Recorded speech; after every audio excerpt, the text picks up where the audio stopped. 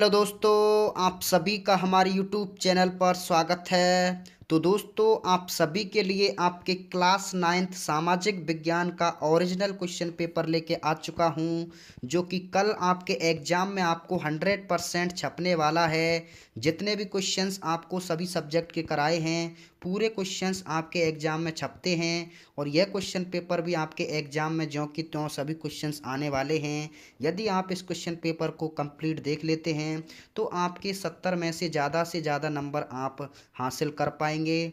तो इस वीडियो को सभी दोस्तों को ज़्यादा से ज़्यादा शेयर ज़रूर करें, और चैनल पर नए हैं तो चैनल को सब्सक्राइब कर लेना, वीडियो को लाइक कर देना।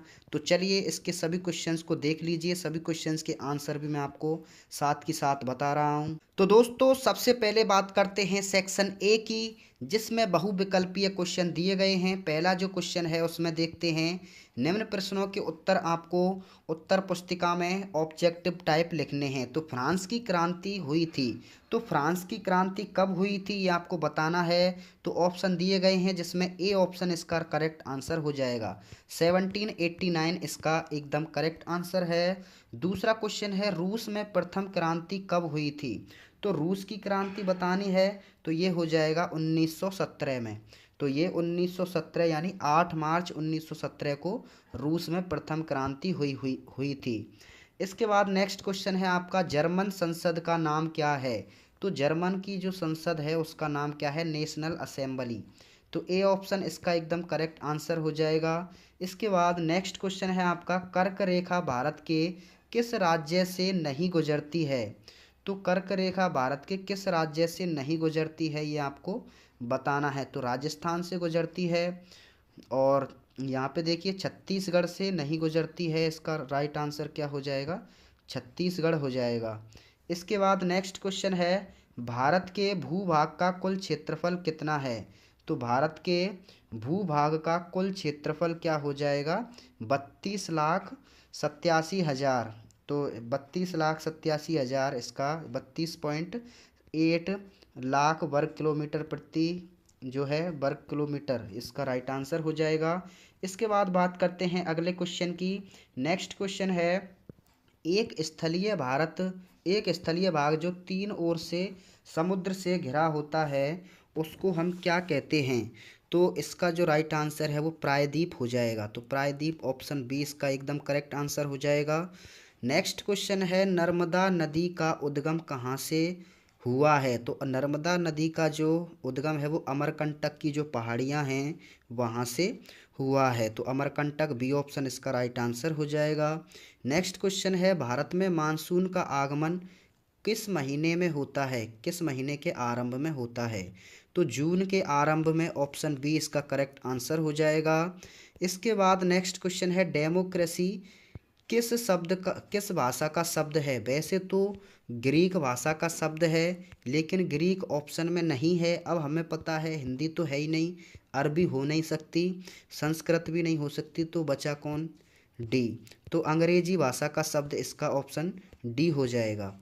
इसके बाद नेक्स्ट क्वेश्चन है, दक्षिण अफ्रीका में गोरों के प्रभुत्व के खिलाफ संघर्ष का नेतृत्व किसने किया था।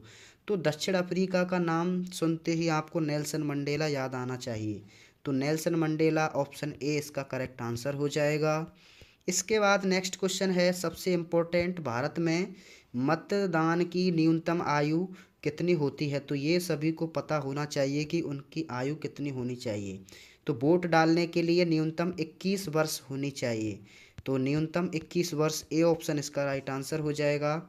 नेक्स्ट है, निम्नलिखित में से कौन राजनैतिक कार्यपालिका का हिस्सा होता है। तो राजनैतिक कार्यपालिका का हिस्सा कौन कौन होता है, तो ये भी आपको पता होना चाहिए। प्रधानमंत्री, गृह मंत्री, तो ये सभी होते हैं। तो इसमें गृह मंत्री ऑप्शन सी इसका करेक्ट आंसर हो जाएगा। इसके बाद नेक्स्ट क्वेश्चन है, रिक्त स्थानों की पूर्ति कीजिए। तो रूस के राजा को वहाँ पे क्या कहा जाता है, रूस के शासक राजा को क्या कहा जाता था। तो जार इसका राइट आंसर हो जाएगा। इसके बाद नेक्स्ट है, भारत किस गोलार्ध में स्थित है। तो उत्तरी गोलार्ध इसका राइट आंसर हो जाएगा। नेक्स्ट क्वेश्चन है, उत्तरी मैदान किस मृदा से बना है। तो उत्तरी मैदान आपका किस मृदा से बना है ये आपको बताना है। तो इसका जो राइट आंसर है वो क्या हो जाएगा, जलोढ़ मृदा या जलोढ़ मिट्टी इसका राइट आंसर हो जाएगा। नेक्स्ट है, भारत में लोकसभा और विधानसभाओं के चुनाव प्रत्येक वर्ष 5 वर्ष के बाद होते हैं। पालमपुर में खेती ही क्या है, उत्पादन की प्रमुख प्रक्रिया है। इसके बाद देखिए, स्वर्ण जयंती ग्राम सेवक स्वरोजगार योजना का आरंभ कब हुआ था। तो इसका जो आरंभ है वो कब हुआ था, ये हुआ था 1 अप्रैल को हुआ था। किस किस कब हुआ था, 1 अप्रैल और 1999, 1999 इसका राइट आंसर हो जाएगा। इसके बाद नेक्स्ट क्वेश्चन है, फ्रांसीसी समाज में कितने स्टेट्स फ्रांसीसी समाज कितने स्टेट्स में बटा हुआ था। तो 3 स्टेट्स थे, जिसमें पहला पादरी था। 3 स्टेट थे, पहले में पादरी और दूसरे में कुलीन वर्ग था और तीसरे में आपका जो बचा कुचा जो समाज है, मध्यम वर्ग, व्यापारी वर्ग, वो था। इसके बाद टाइड क्या है। तो टाइड एक प्रकार का कर होता है जो भूमि पर लगाया जाता है, जो कि कृषि उपज के रूप में लिया जाता है। द्वितीय विश्व युद्ध के समय मित्र राष्ट्रों के नाम बताने हैं।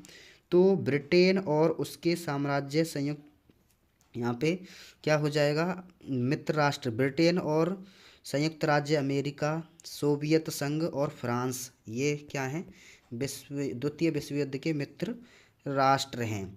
इसके बाद नेक्स्ट क्वेश्चन है आपका, नात्सी पार्टी का पूरा नाम क्या था या वास्तविक नाम क्या था। तो national socialist German workers party, nationalist social German workers party. इसके बाद नेक्स्ट है आपका, भारत की मानक याम्योत्तर रेखा किसे कहा जाता है। तो भारत की मानक याम्योत्तर रेखा 82 डिग्री और 32 minute, 82 degree 30 minute, 82 degree 30 minute पूर्वी देशांतर को क्या कहा जाता है, याम्योत्तर रेखा, मानक याम्योत्तर रेखा कहा जाता है। इसके बाद नेक्स्ट है, भावर किसे कहते हैं। तो भावर उत्तराखंड में स्थित शिवालिक पहाड़ियों के बीच बना एक मैदानी इलाका होता है। भारत की सबसे विशाल द्रोणी कौन सी है, गंगा नदी। गंगा नदी क्या है, भारत की सबसे विशाल द्रोणी नदी है। विश्व के किन्हीं 4 लोकतांत्रिक देशों के नाम, Bharat, America, France, Germany. Bharat, America, France, Germany, Australia, Brazil, ये सभी क्या हैं, ये सभी आपके लोकतांत्रिक देश हैं जिनमें संविधान है, लोकतंत्र है। भारतीय संविधान में प्रारूप समिति के अध्यक्ष कौन थे। तो डॉक्टर भीमराव अंबेडकर इसका राइट आंसर हो जाएगा, डॉक्टर भीमराव अंबेडकर। इसके बाद नेक्स्ट है आपका, मतदाता सूची। मतदाता सूची क्या है। तो मतदाता सूची क्या है ये आपको बताना है। तो इसका जो राइट आंसर है वो क्या हो जाएगा, भारतीय संविधान, ये हो गया। तो मतदाता सूची क्या होती है। तो चुनाव के कुछ महीने पहले हर निर्वाचन क्षेत्र के मतदाताओं की एक लिस्ट बनाई जाती है, जिसे मतदाता सूची या वोटर्स लिस्ट कहते हैं। और वोटर लिस्ट में समय समय पर संशोधन होता रहता है। निर्धनता से क्या अभिप्राय है।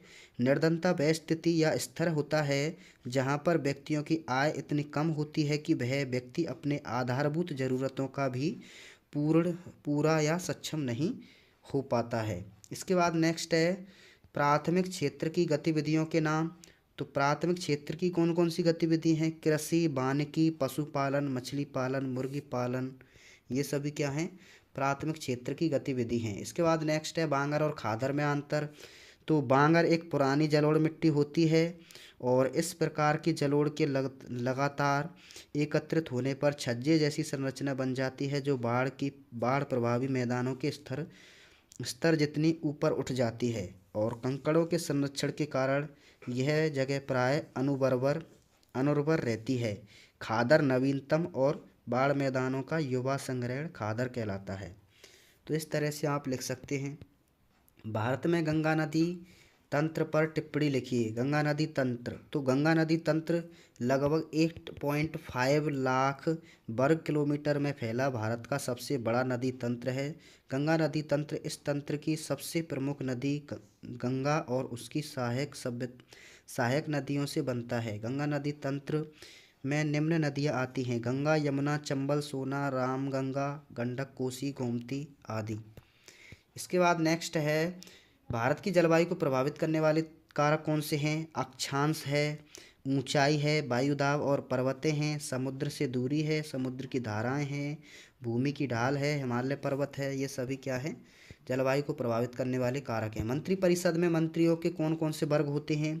राज्य मंत्री, उपमंत्री और कैबिनेट मंत्री। तो 3 मंत्री होते हैं: राज्य मंत्री, उपमंत्री और कैबिनेट मंत्री। हमें संविधान की आवश्यकता क्यों है? तो हमें संविधान की आवश्यकता क्यों है? हमें संविधान की आवश्यकता इसलिए है क्योंकि सरकार के अधिकार और कर्तव्य तय होते हैं संविधान से। संविधान से ही नागरिकों के अधिकारों और स्वतंत्रता की रक्षा होती है। संविधान से ही सरकार के विभिन्न अंगों में शक्तियों का बंटवारा होता है। देश में कानून का शासन बना रहता है, नागरिकों की भागीदारी बढ़ती है, अत्याचार के खिलाफ सुरक्षा मिलती है, अल्पसंख्यकों के अधिकारों की रक्षा होती है और सरकारों को दिशा मिलती है। इसके बाद नेक्स्ट है, भारत के प्रमुख भूभाग विभाग संक्षिप्त में वर्णन कीजिए। तो ये क्वेश्चन आपके निबंधात्मक हैं, 200 प्रश्न। और इसके बाद नदियों झीलों का आर्थिक महत्व, और 1917 में जार का शासन क्यों खत्म हो गया था, और या फिर अथवा में ये वाला कर सकते हैं। इसके बाद नेक्स्ट और लास्ट क्वेश्चन है, भारत के मानचित्र पर ये सभी आपको दर्शाने हैं। तो ये सभी क्वेश्चन पे जो क्वेश्चन हैं आपको कंप्लीट तैयार करने हैं। यही क्वेश्चन पेपर आपके एग्जाम में आएगा। दोस्तों को शेयर कर देना, वीडियो को लाइक कर देना। Thank you.